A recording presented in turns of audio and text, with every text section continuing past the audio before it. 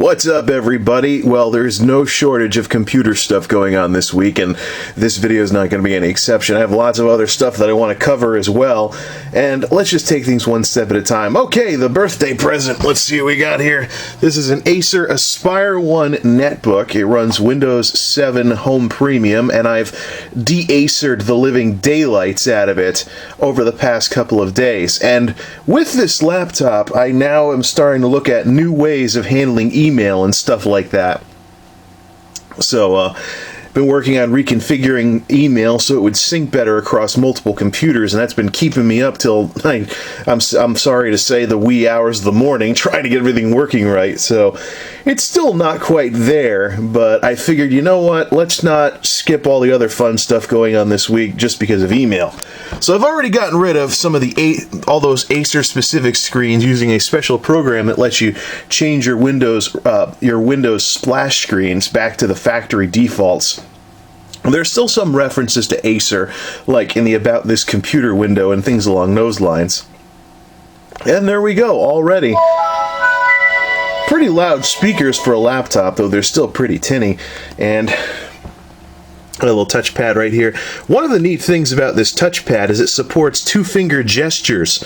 So you can use two fingers and do this to scroll down and this to scroll up, like you're spinning a mouse wheel instead of using this thing on the side. You can also two-finger swipe to the right to go forward and two to the left to go back. Pretty neat. A little bit of integration of some features that are normally associated with tablets. Then again, netbooks are one step away from tablets. Let's close the startup programs here. And let's see what we got here. Along the side, we have your basic analog audio jacks. One for a microphone, one for a microphone, one for a set of speakers, two USBs on the side, and also around the other side, this is more interesting, we have an HDMI, another USB, and a typical D-sub jack. Nothing on the back, of course, a blippity little power switch in the corner, and a standard keyboard without any kind of number pad or anything. Here's what it will be used for the most part: Audacity and mobile sound sampling, and other situations where I need very, very, very mobile computing, or want very, very mobile computing. This also works well in a two-display setup where I can have this off to the side, have a big 3D game or movie going on this, and have my email sitting open on this machine in case any messages come in, not have to Alt-Tab or anything along those lines. So, fun stuff. The best part, though, if I pull the plug, it beeps and switches to the battery, and you get 4 to 5 hours of battery life. I'm wondering how much that'll improve if I swap the hard drive with an SSD. Because if I let me turn the display brightness down all the way here. Function, and display brightness covers the whole spectrum. It goes from dim to bright and stuff like that. But yeah, it is possible under the right circumstances to get battery life that's 5 hours plus on this thing, which is exactly what I was looking for. It's very light, very easy to carry around. And it's very light, very easy to carry around, and has far superior battery life when compared to the crap top. And it's even got a little tiny webcam up top, but it looks like crap, so I don't intend on using it and have the thing disabled. And here it is, recording away, and recording's pretty decent on this thing. You just set everything to the Blue Yeti. The fun thing about this is that this doubles as a remote sound device. So when you have it plugged in like this, then everything can route through here, and it won't even have to use the built-in sound chip or the really bad built-in microphone, and it just records and records and records. So I imagine we take this microphone somewhere, set it to omnidirectional, record like rushing streams or birds singing in the trees or other nature sounds or something like that, or use it for something else like podcasting on the go. I imagine this would probably work pretty well for that. And of course you've got this thing right here going on the screen like that. Something else I can do is I can also have something on the big screen, have a bunch of web pages or something on the big screen for a radio style segment, and then just do the recording here.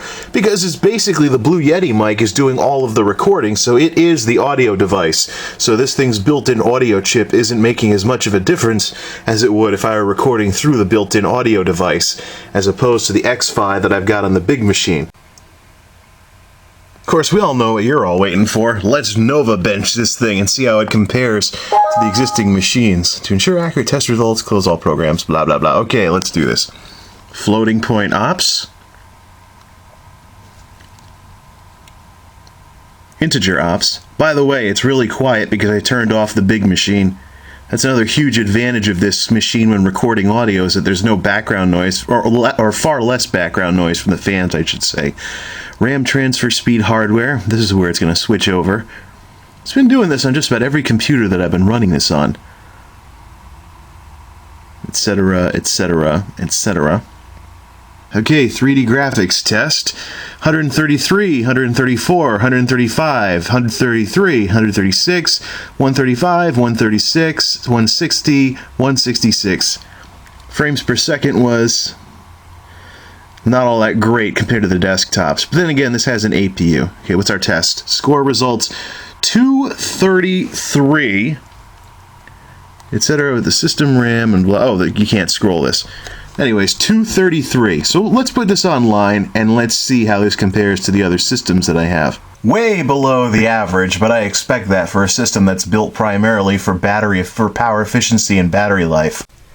By the way, one other handy use for this machine: desktop replacement with an HDMI cable. Matter of fact, let me just get a sound to play here. Let me check my volume. The sound's going through the TV too, so I could hook this up via HDMI to the home theater system. I wonder if it'll support surround sound if I send it out through the HDMI, use the HDMI audio.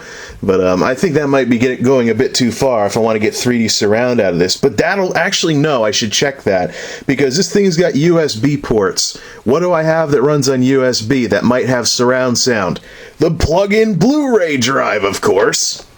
Now, for those of you who aren't familiar with the whole APU thing, the APU stands for Accelerated Processor Unit, and AMD is doing a lot of that these days because, you know, Intel's really giving them a run for their money in the CPU market. So one of the ways that they're taking a look at some alternatives to trying to compete with Intel is with APUs for portable devices like this netbook, as well as netbooks and tablets.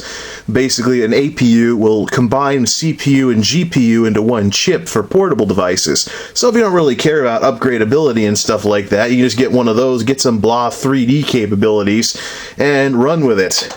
However, we all know what I want to try next with this thing. Can this thing give us Blu-ray with surround sound on the go? Let's see if I have an extra HDMI cable to check that out with. Okay, we got some Blu-ray going here. The playback's a little clunky compared to some of the other systems I've used, and I think the HDMI is probably mostly responsible, because every time the encoding changes on the sound, like between Dolby and DTS and stuff, the AV receiver clicks and you lose your sound while it's switching over. So there's some sound drop-offs every time the sound changes.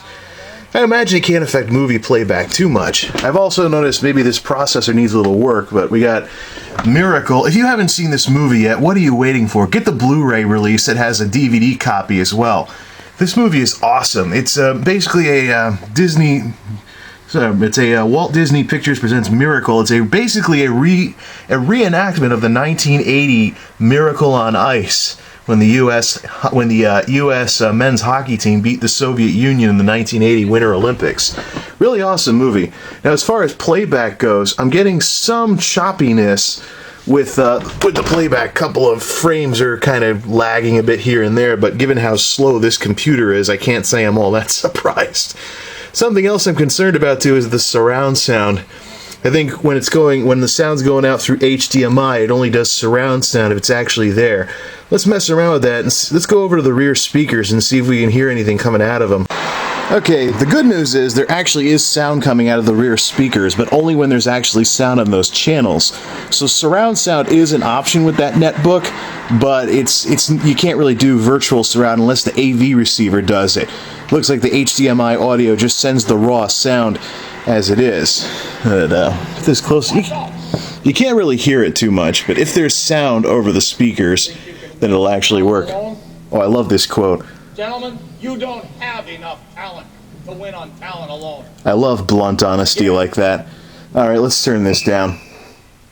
So basically, you can use your AV receiver for built-in surround if it has that option available. But this netbook doesn't have anything except HDMI or stereo out for sound options. So, as if this netbook wasn't already versatile enough as it is, it does some basic Blu-ray playback as well if you have the software for it.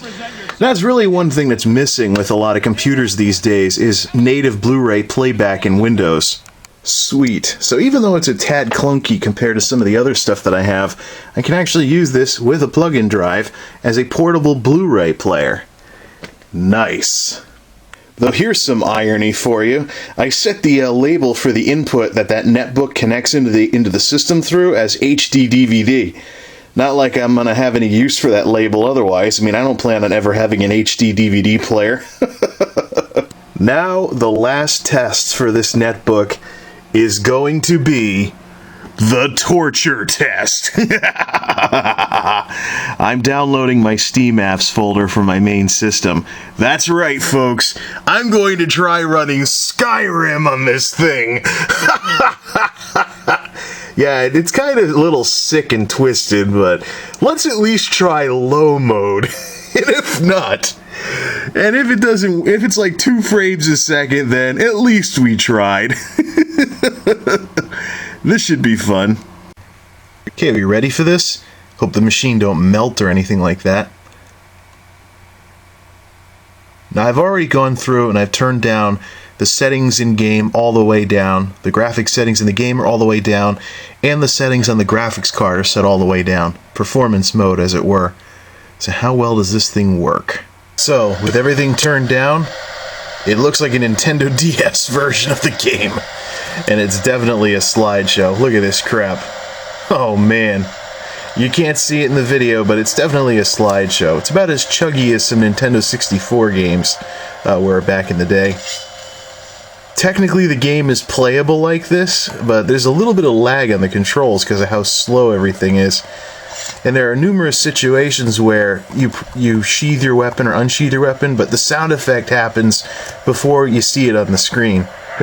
This poor thing is struggling to keep up, even with everything turned all the way down. So...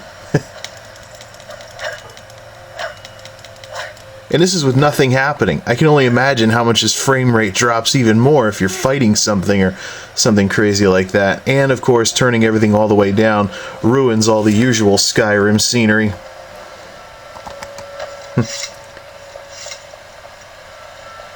Yeah, not exactly a good idea to try running Skyrim on a netbook.